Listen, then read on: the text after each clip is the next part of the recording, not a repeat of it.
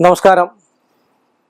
എല്ലാ മാന്യ പ്രേക്ഷകർക്കും, എന്നെ ഇഷ്ടപ്പെടുന്നവർക്കും ഞാൻ ഇഷ്ടപ്പെടുന്നവർക്കും ജ്യോതിഷ പ്രേമികൾക്കും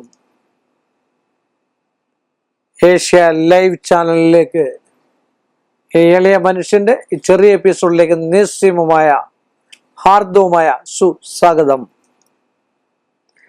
ഇന്നിവിടെ പറയാൻ പോകുന്ന പൊടുന്നനെ അല്ലെങ്കിൽ പെട്ടെന്ന് ക്ഷിപ്രമായിട്ട് ഉണ്ടാകുന്ന ഗ്രഹപ്പിഴകൾ തരണം ചെയ്യുന്നതിന് എന്താണ് പ്രതിവിധി എന്നാണ് ചോദ്യം. പെട്ടെന്നുണ്ടാകുന്ന ഗ്രഹപ്പിഴകൾ എന്നൊക്കെ നമ്മൾ പറയുക എന്ന് പറയാം. പെട്ടെന്നൊരു ആക്സിഡന്റ് ഉണ്ടാകുക, നല്ല സമയമാണെങ്കിലും കണ്ടകശനിയോ ഏഴരശനിയോ അഷ്ടമശനിയോ ഒന്നും അല്ലാത്ത സമയത്ത് ഒരു ആക്സിഡന്റ് ഉണ്ടാകുക, കുടുംബത്തിൽ ഒരു മരണം പെട്ടെന്ന് സംഭവിക്കുക, യൗവന സമയത്തിലോ ബാല്യകാലത്തിലോ കൗമാരകാലത്തിലോ അങ്ങനെയൊക്കെ വരുന്ന പൊടുന്നനെ ജോലി നഷ്ടപ്പെടുക, പൊടുന്നനെ വാഹനം നഷ്ടപ്പെടുക, പൊടുന്നനെ ഭൂമിയും വസ്തുവും ഒക്കെ നഷ്ടപ്പെട്ടു പോവുക. ഇങ്ങനെയൊക്കെ ഉണ്ടാകുന്നത് എന്തുകൊണ്ടെന്നാണ് ചോദിച്ചിരിക്കുന്നത്. അതിന്റെ പ്രധാന ഒരു കാരണം പൂർവപുണ്യദോഷം, പൂർവപരമായിട്ടുള്ള ദോഷം. 2 ശാപദോഷം. 3 ദുഷ്കൃതദോഷം. ആരെങ്കിലും ദുഷ്കൃതങ്ങൾ ചെയ്താൽ, ഞാൻ പലവട്ടം ഇത് പല ആൾക്കാരോടും പറഞ്ഞിട്ടുണ്ട്. ചില ആൾക്കാരൊക്കെ വിശ്വാസ്യത കാണിച്ചിട്ടില്ല എങ്കിലും പിന്നീട് അവർക്ക് വരുന്നതായിട്ടുള്ള ഓരോരോ ഘട്ടം നിമിത്തം വരുമ്പോൾ ഒരു വിശ്വാസി ആയിട്ടുണ്ട്. എനിക്കാരെയും എന്താ പറയാ, ഞാൻ പറഞ്ഞു വിശ്വസിപ്പിക്കാറില്ല. അത് നമ്മൾ ചെയ്യുന്നത് ശരിയല്ല. പറഞ്ഞു വിശ്വസിപ്പിക്കുക, അല്ലെ ഹൈന്ദവ സംബന്ധമായിട്ടുള്ള രീതിയിൽ പൂജാതി കർമ്മങ്ങൾ ചെയ്യുക, ഇതിനെ ഉൾക്കൊള്ളണമെന്ന് പറയുക, അല്ല ജ്യോതിഷത്തിൽ മാത്രമേ ഇതിന് പരിഹാരമുള്ളൂ എന്ന് പറയുക.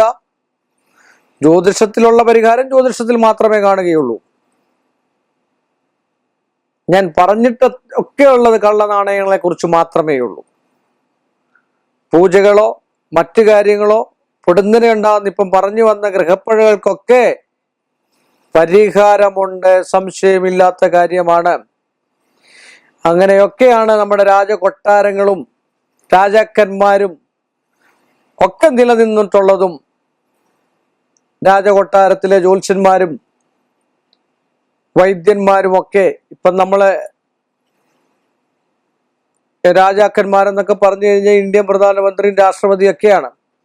അവരുടെയൊക്കെ കാര്യം നമ്മൾ എടുത്തു നോക്കിയാലും അറിയാം. അവരുടെ കൂടെ ഡോക്ടേഴ്സ് ഉണ്ട്, അവരെ നിയന്ത്രിച്ച് നടത്താൻ ആൾക്കാരുണ്ട്, അവർക്ക് പ്രസംഗങ്ങൾ എഴുതി കൊടുക്കാനുള്ളതുണ്ട്. അത്യുന്നത ഗതിയിൽ നിൽക്കുന്ന ആൾക്കാർ, ഉന്നത വിദ്യാഭ്യാസം ലഭിച്ചിട്ടുള്ള ആൾക്കാരാണ് കൂടെ നിൽക്കുക. ആഹാരം പോലും അവര് ടേസ്റ്റ് ചെയ്തോ അല്ലെങ്കിൽ അതിൻ്റെതായിട്ടുള്ള സെക്യൂരിറ്റി ഗാർഡുമാർ ടെസ്റ്റ് ചെയ്തതിന് ശേഷമാണ് കൊടുക്കുന്നത്. എന്തുകൊണ്ടാണ്? ഒരു വഴികാട്ടി എന്ന് പറഞ്ഞാലാണ് ജ്യോതിഷം ഒരു വഴികാട്ടിയാണ്. ആരെയും ഞാൻ വിശ്വസിപ്പിക്കാൻ വരുന്നില്ല. ഗ്രഹപ്പിഴകൾ കൃത്യമാണ്. അവനവൻ ചെയ്യുന്നതായിട്ട് വാളെടുത്താൻ വാളാലെന്നാണ്. അപ്പോൾ നമ്മൾ എന്താണ് ചെയ്യേണ്ടത്? അറിയാതെ പോയ തെറ്റുകളാണെങ്കിൽ നമുക്ക് പശ്ചാത്തപിക്കാം. അറിഞ്ഞുകൊണ്ട് തെറ്റ് ചെയ്തതിന് ശേഷം പശ്ചാത്തപിച്ചു കഴിഞ്ഞാൽ ഈശ്വരൻ പോലും അതിന് കൂട്ടുനിൽക്കില്ല. ഒരു ജ്യോതിഷനെ കൊണ്ട് ഒരു കർമ്മം ചെയ്തത് മാറ്റിയെടുക്കാൻ പറ്റില്ല.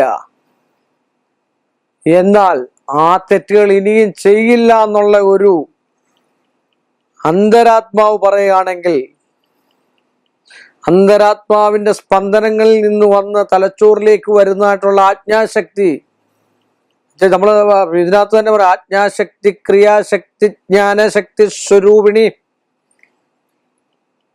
ആജ്ഞ തരുന്ന ഓരോന്നിനും ഓരോ മൂർത്തികളുണ്ട്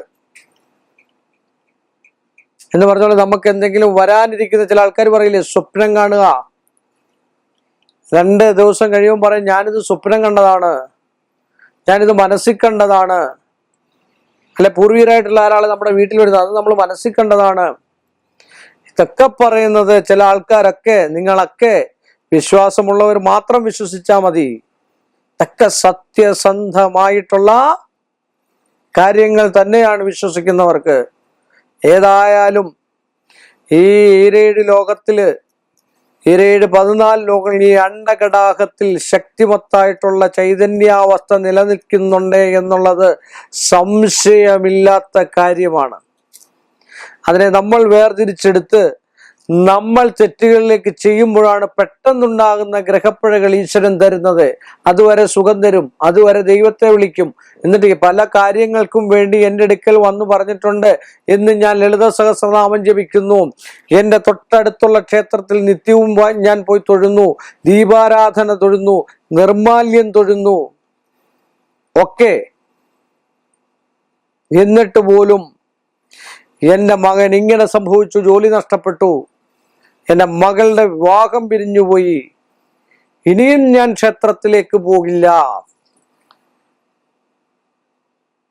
നിങ്ങളെ മാത്രം കരുതിയല്ല ക്ഷേത്രം. ഈ കോടാനുകോടി ആൾക്കാർക്ക് അഭയം ലഭിക്കുന്നതും സ്വസ്ഥത ലഭിക്കുന്നതും ചൈതന്യം ലഭിക്കുന്നതുമാണ് ഒരു ക്ഷേത്രം എന്ന് പറയുന്നത്. ഈശ്വരൻ തന്നെ അവനവനിൽ നിക്ഷിപ്തമായിരിക്കുന്ന എന്താണ് ക്ഷേത്രം എന്ന് പറയുന്നത്. ആ ക്ഷേത്രത്തെ നമ്മൾ വലിപ്പപ്പെടുത്തിയെടുക്കണം. നമ്മൾ ചെയ്യുന്ന ഓരോ തെറ്റും പ്രതിക്രിയ ഉണ്ടായിരിക്കും എന്നുള്ള സത്യസന്ധ. ഏറ്റവും പ്യുവറായിട്ടോ അല്ലെങ്കിൽ ഒരു ഹരിചന്ദ്രന്മാരും ഈ കേരളത്തിലില്ല, ഒരു സത്യസന്ധനുമില്ല. ഞാൻ ഉൾപ്പെടെ പറഞ്ഞതാണ്. അതിനുള്ള ഉദാഹരണം ചില ആൾക്കാർ പറയാം, അങ്ങാര് ഡീസന്റ് ആണ് എല്ലാ കാര്യത്തിനും. അങ്ങാരുടെ കയ്യിലും കാണും ഒരു 3 തെറ്റുകള്. കൗടി വെച്ച് കഴിയുമ്പോൾ നമ്മൾക്കറിയാൻ പറ്റും. വേറൊരാൾ പറയും നല്ലൊരു ഉത്തമ കുടുംബിനിയാണെന്ന്, ആ സ്ത്രീയിലും കാണും വേറെ ചെറിയ തെറ്റുകൾ.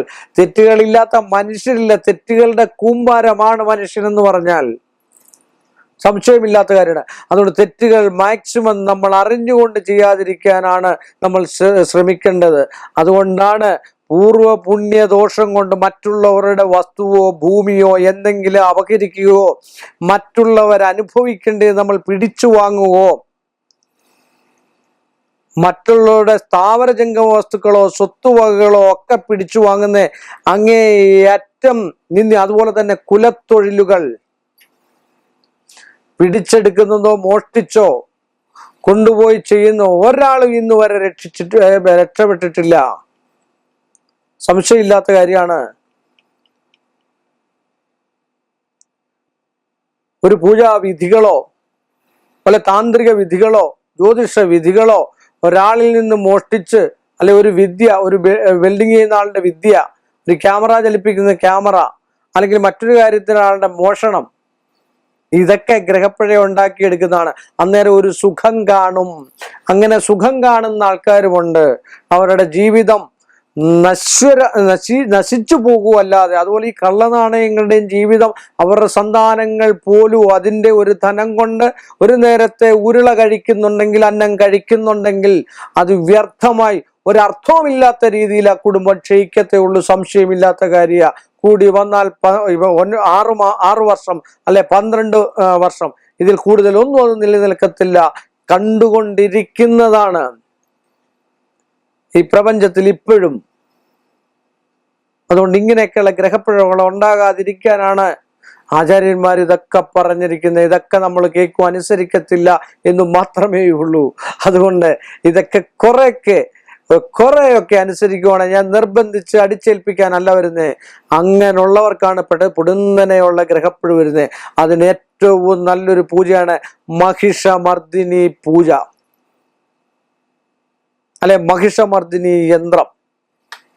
അതുകൊണ്ട് രാശികോളം പോലെ 12 ചതുരങ്ങൾ ഉണ്ടാക്കി അതിൽ ശൂലമൊക്കെ വരച്ച് ആ തകിട് യന്ത്രം അത് നമ്മൾ ഹോമകുണ്ടത്തിൽ വെച്ച് സംവാദം സ്പർശിച്ച് ഇത്രായിരം ഉരുക്കഴിച്ച് അത് നമ്മുടെ ശരീരത്തിൽ ധരിച്ചാൽ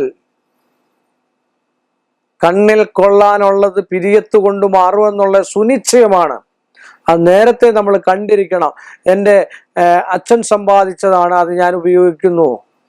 അല്ലെ, അധർമ്മ രീതിയിൽ ഉണ്ടാക്കിയതാണ്, അത് ഞാൻ ഉപയോഗിക്കുന്നു. ഇതിൻ്റെയൊക്കെ ശാപം എനിക്ക് കിട്ടാൻ സാധ്യതയുണ്ട്. അല്ലെ, അന്നേരത്തെ സുഖത്തിനു വേണ്ടി ഇത് ചെയ്യുവാണെങ്കിൽ അത് ദോഷത്തെ തന്നെ ജനിപ്പിക്കും. അതിനുള്ള ഒരു പരിഹാര മാർഗം, ഇപ്പൊ ഒരാളെ കുത്തിക്കൊന്നിട്ട് വന്നാലും വക്കീലിന് പരിഹാരം ഇല്ലേ? നന്മയ്ക്കും തിന്മയ്ക്കും ഒക്കെ പരിഹാരമുണ്ട് എന്ന് പറഞ്ഞ പോലൊരു പരിഹാര മാർഗമാണ് മഹിഷമർദ്ദിനി പൂജ. മഹിഷമർദ്ദിനി പൂജ ചെയ്തു കഴിഞ്ഞാൽ സാമാന്യനല്ല, പൊടുന്നനെ വരുന്ന പെട്ടെന്ന് വരുന്ന ഗ്രഹപ്പിഴകൾ, ഒരു ജോലി പോവുക, അല്ലെ വസ്തു വിൽക്കുക, മറ്റു കാര്യങ്ങളൊക്കെ ഉണ്ടാകുക, വിവാഹം പിരിഞ്ഞു പോവുക, ഇങ്ങനെയൊക്കെയുള്ള ഒരു അവസ്ഥയ്ക്ക് ഒരു മാറ്റം സംഭവിക്കാൻ ഈശ്വരൻ ഒരു സമൻസ് എന്ന് പറഞ്ഞ പോലെ ഒരു ഇളവ് കൊടുക്കും. സംശയമില്ലാത്ത കാര്യമാണ്. അപ്പൊ അതുകൊണ്ട് തെറ്റുകളിലേക്കും കുറ്റങ്ങളിലേക്കും ഒന്നും പോകാതെ എല്ലാവരും തെറ്റിന്റെ കൂടാരമാണ്. ഞാൻ ഉൾപ്പെടെ, ഞാൻ പറഞ്ഞില്ലേ, ഞാൻ 100% തെറ്റിന്റെ കൂടാരമായിരിക്കാം. അതൊക്കെ നമ്മുടെ മനസ്സിൽ കണ്ട് തെറ്റല്ല എന്ന് കണ്ട് ജീവിക്കുവാണെങ്കിൽ ഈശ്വരൻ അതൊക്കെ പൊറുക്കുമെന്ന് പറഞ്ഞുകൊണ്ട് ഈ ഒരു എളിയ മനുഷ്യന്റെ ഈ ഒരു ചെറിയ എപ്പിസോഡ് ഞാൻ ഇവിടെ അവസാനിപ്പിക്കുന്നു. വീണ്ടും നമ്മൾ തമ്മിൽ കാണുന്നവരെ എല്ലാ മാന്യ പ്രേക്ഷകർക്കും എൻ്റെ നിസ്സയവും നന്ദിയും ശ്രേഷ്ഠമായ കടപ്പാടും.